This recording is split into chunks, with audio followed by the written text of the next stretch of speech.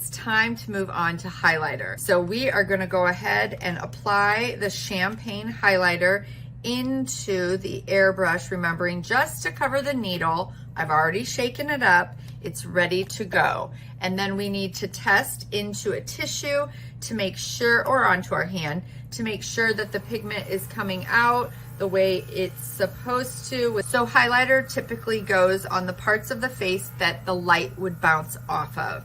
What that means is the high points of the face. That also means that you'll want to change the trajectory of the airbrush. The angle is coming in from the top like the light would do, or it's going to be closer to the skin, just a couple inches away. Your circles get smaller. We want it to be very isolated to the areas we want to highlight. So we're highlighting the high points. Let's go ahead and start by highlighting on top of the cheek area. Again, I'm only a couple inches from the face, and I am just applying it right here on top where you can see that highlighter.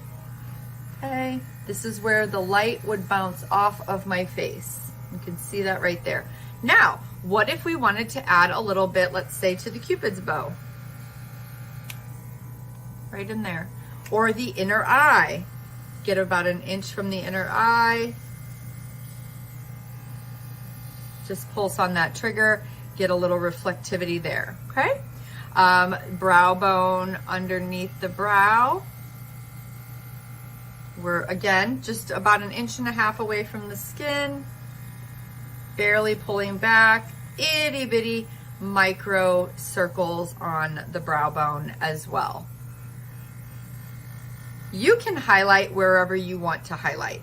I'm just going with what typically gets highlighted and a couple extra features. Be sure your placement of the highlighter is exactly where you want it to go. All right, so that was highlighter with an airbrush.